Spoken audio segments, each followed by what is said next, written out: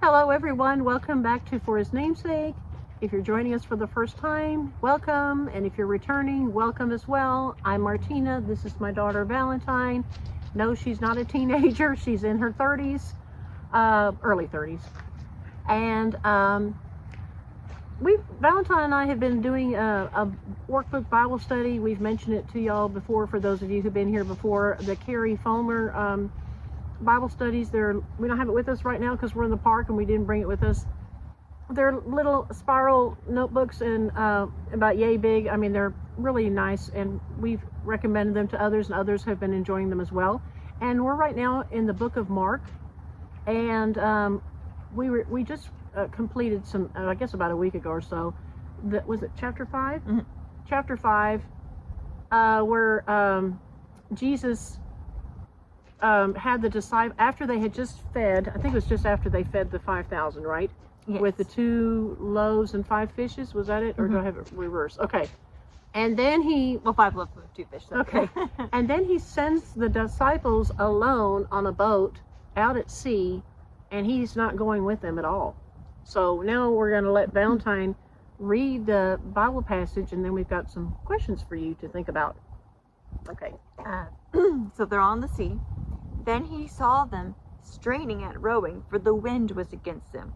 Now about the 4th watch of the night, he came to them, walking on the sea, and would have passed them by. And when I looked up the 4th watch of the night, that's about 3 o'clock in the morning. And when they saw him walking on the sea, they supposed it was a ghost, and cried out, for they all saw him and were troubled. But immediately he talked with them, and said to them, Be of good cheer, it is I, do not be afraid. Then he went up into the boat to them, and the wind ceased. And they were greatly amazed in themselves beyond measure, and marveled, for they had not understood about the loaves, because their heart was hardened. So, Carrie Fulmer, the author of this, the one who put this Bible study together, she came up with some really great questions based off of this passage that we just read. The first question is, why do you think that Jesus sent out the disciples in the first place by themselves without Jesus? I mean, usually the disciples, I would think, were always with Jesus, right? Why would he do that? Why did he send them all by themselves out there in the ocean? I mean, my goodness, I don't know if anyone's been out to the ocean, but I've been out to the ocean, and I've been whale watching on a boat, and that's scary enough. Oh my goodness, I would want someone who knows about boats and whales and the ocean to be on that boat with me. That's terrifying. Those waves can get really big and dangerous, and and then the whales on top of that can make it even worse. So, I mean, I've been there before, so I know the feeling of it. It's not a good feeling. So I'm just wondering, and they were at sea when it was really bad weather.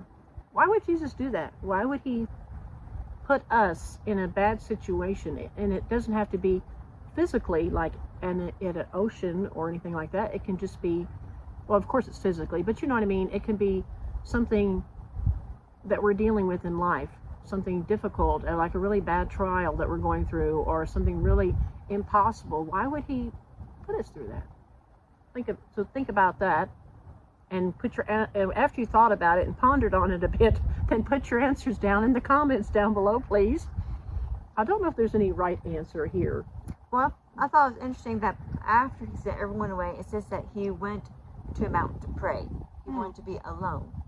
And yet I'm like, well, why did they have to get in a boat for Jesus to be alone? I'm not sure, but obviously I do think it was so that the disciples could see Jesus' power again. Obviously, if they had forgotten the first miracle of feeding the 5,000, they're probably like, oh, that's a great miracle, next.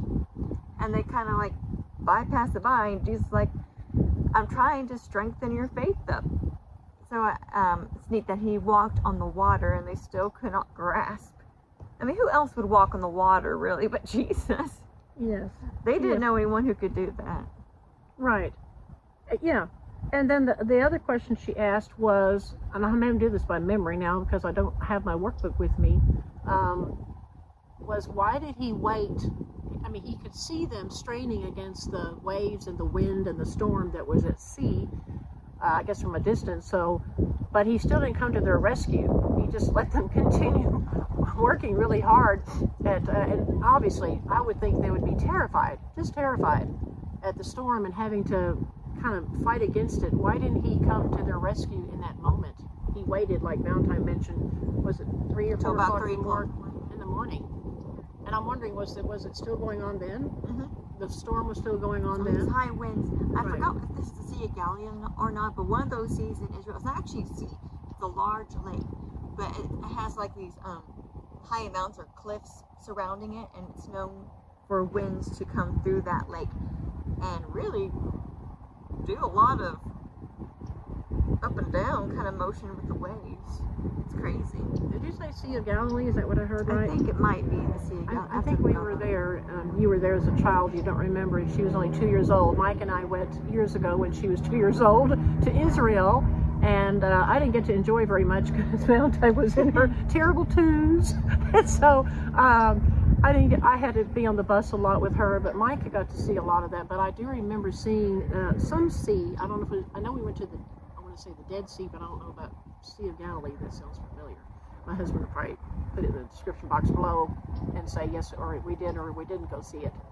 But yeah, so but you said it was not really a sea, it's just a lake. But it is known for high winds, and you have to be an experienced sailor to be on it.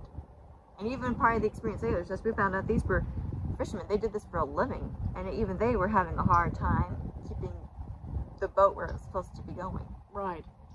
Exactly. And then there was a third question that she had. So the first question is, why did Jesus, send out the disciples in the first place, and he knew that the storm was going to be there? And then the second question was, why did, even though he saw them straining against the winds and the waves, he didn't come to the rescue in that moment. He came later. And then what was the third question? I hope I can remember what the third question was. Well, I guess he was wondering why they would be afraid. I mean, they know what he looks like, right? And they saw him walking on the water. Maybe from a distance they just couldn't see. Why would they continue to be afraid? Mm-hmm.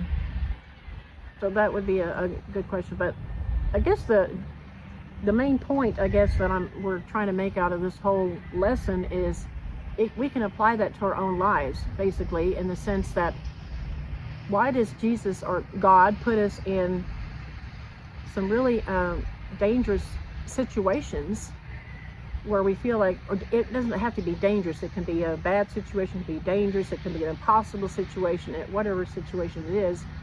Why does he do that? And then he seems like he's not there. Like Jesus wasn't there for the disciples, so why does he do that? And there's different answers. My husband came up with a different answer. I hope that he'll pin it somehow. I forgot what his answer was. I think it's because, like Valentine mentioned a while ago, to test our faith. And are we trusting in ourselves to fight against the waves and the storms in life? Or are we going to go to the Lord for that? So, I do like how it shows that they were straining, but when they actually saw him and then they cried out, then Jesus actually spoke to them. It was when he heard them crying out to him. See, we can't do anything on our own.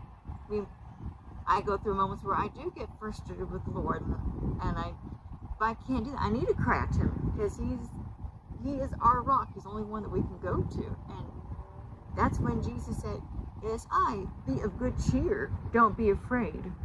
Yeah. And he said that when the wind was still going. He had not yet calmed the waves down. And yet, throughout all of that, can you imagine him standing like this on the waves and the boat's going like this? And he's saying, "It's I, be of good cheer, don't be afraid."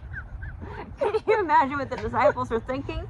And yet, at the same time, I would hope that they would remember in that moment all the miracles that he had already done.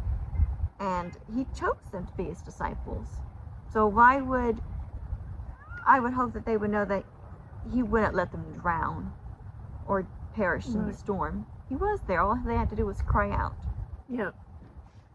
Exactly. Yeah. I don't like that my brain, sometimes I have a memory lapse, but there was a third question that Carrie Fulmer asked, and I haven't I haven't come across it yet. Maybe I can come across it later and pin it my husband can pin it.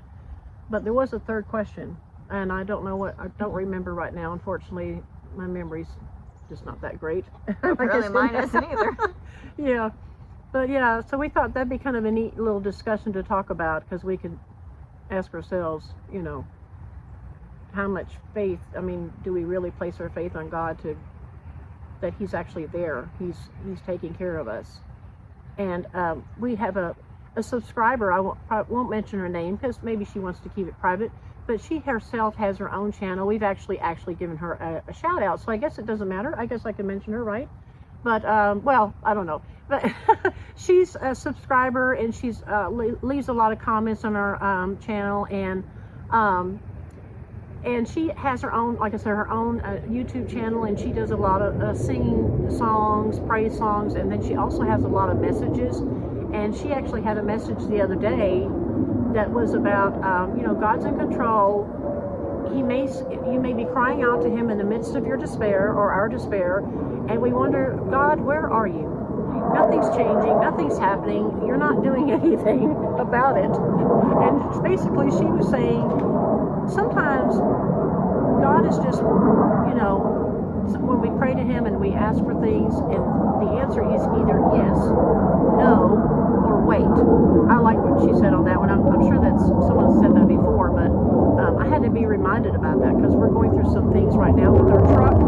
We are so sorry for this noise. This city has so many distractions and noises. We've had helicopters, we've had airplanes, we've had all kinds of noise. You would think we were in Las Vegas or something, but anyway, We're behind us. yeah, so it's constantly going, but yeah, so give us your thoughts and put them in the comments down below.